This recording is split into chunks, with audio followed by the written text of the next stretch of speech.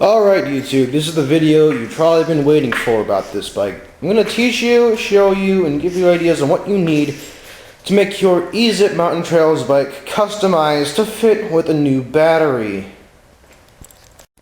First off, you're going to need some supplies. Now keep in mind that doing this to your bike will call for a lot of custom things. So you're going to have to bear with me as I give you the supplies and things you're going to need. 1. You're going to need a Phillips screwdriver to unscrew that.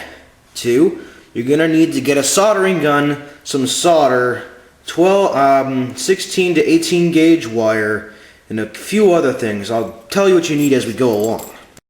My custom battery was an LiFePO4, otherwise known as lithium ion phosphate battery.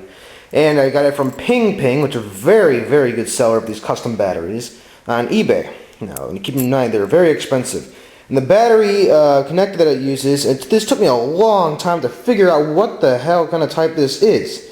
Now, turns out it's something called a panel chassis connector, 3-prong, and it doesn't really get much more specific than that. Now, you can, for the female connector part of this kind of connector, I'd recommend you use 16 gauge wire. It's rather easy to solder on. I'll show you what it opens up and looks like a little bit later. The male adapter, however, you're going to need 18 gauge wire. And yes, you're going to have to solder that on yourself. There's going to be a lot of soldering and custom connecting. And for a set of 3 of these, male and female, is one set. It's the 3 set you can buy also on eBay for about 10 bucks. That's with shipping, and they're also from China. These are very hard to get, and you will not find them at your local Radio Shack. I found that out the hard way. Alright, let's see what I got around here. I'm just going to be looking for a Phillips screwdriver. It doesn't have anything fancy. I think this one will do. Let's go ahead and see. Step 1 is going to be disassembling certain components of the bike. Now we're going to have to play Grease Monkey here. So we get our Phillips screwdriver, and we're going to go ahead and unscrew not every, just those 2 and those 2 screws. Now, forget a time lapse. Let's just see what it looks like after I got it. Alright, now that I have all 4 screws removed, we simply just want to grab hold of it and lift it up. From there, you'll expose a black cable that, well, actually it's red and blue wires, and they're housed in a black housing, I guess you would call it. See, the target wires are that red and black one. To get to those, we have to remove 4 more screws. 2 there, and 2 right there. Now, I'm just going to unscrew those, and once again, time lapse for you. You don't need to see me unscrewing.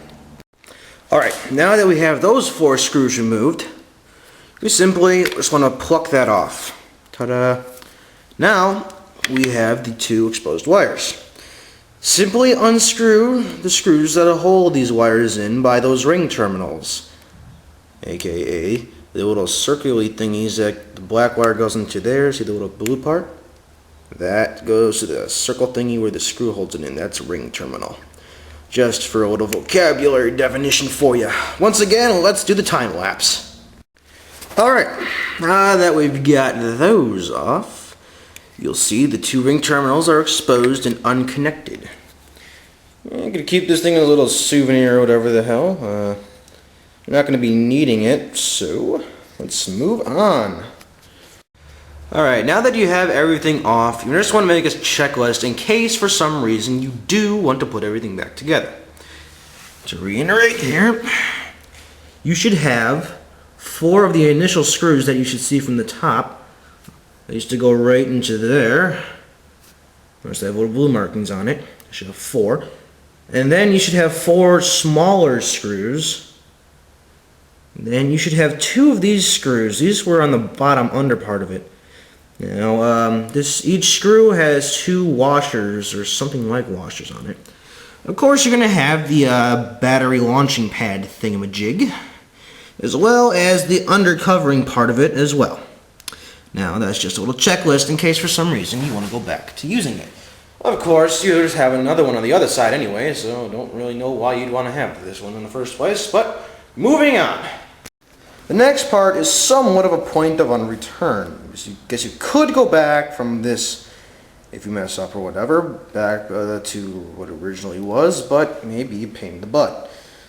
But basically, what we're going to do is we're going to take this wire, we're going to cut it right here at the blue thing. We're going to strip the coating on it down a little bit so it shows maybe a centimeter or two of actual wire. We're going to do this to both sides. And basically what we're going to do is take the two custom wires. These are 16 gauge. And basically you're going to match color with color. What you're going to be doing is you're going to be basically connecting these. Now, you can just use regular solder and the soldering gun to do it, but there's an easier way. You really only need to do the soldering part when you're putting the wires on the connectors. But when you're doing wire to wire like this, you can either do things like put ring terminals just like this. Like I said, this is a ring terminal. That's what it's called. And put a ring terminal on the end of this and use a screw and screw it in, but I kind of advise not doing it like that, because then you have a really bad chance of popping out on you nowhere. Then who knows where the hell it's going to go. You get stuck in that, or one of the spokes, or one of the gears, who knows. You get stuck in your mom. What I have chosen to use here is a special connector thingy, designed for holding two different wires securely. Anywhere from 14 gauge to 16 gauge. Now, you can get it in other sizes as well, as you can see, and in assorted colors. But I think this one is just the right thing to do the job. Now, simply what I assume, you slide one wire in that way and the other end there. Then you use some sort of clamping device, and then it smushes it together, forcing the wires to stay in place. Let's go ahead and do that, shall we?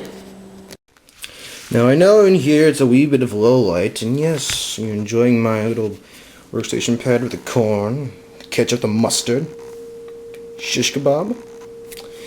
Anyway, I'm going to use a little wire stripper here. I don't know if you can see it clearly, but it does say like a specific wire gauge size.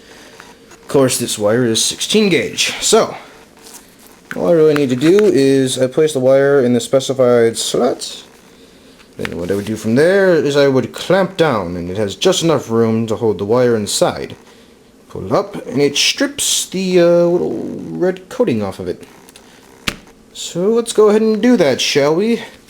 Sadly, since I'm holding the camera and doing everything at the same time, I'm subjected to using one hand. So sorry folks, you won't exactly see me do this. I may have taken a little more wire than I really needed, and yeah, for this project you want to use the stranded wire, not the solid wire. Solid wire doesn't really fit the bill here. I won't explain technically why, but just deal with the fact that I'm telling you this. Anyway, as you can see, I've done the same thing, stripped it for the red, and I put it in the specialized connector. Now, what is left to do, my friends, is to go ahead and strip the wires on the bike. Let's go see what gauge it is. Alright, now that we have all that stuff neatly aside, let's see what gauge this is. Could be 10 gauge. Not sure. Didn't think it was that thick. Let us try 12, maybe?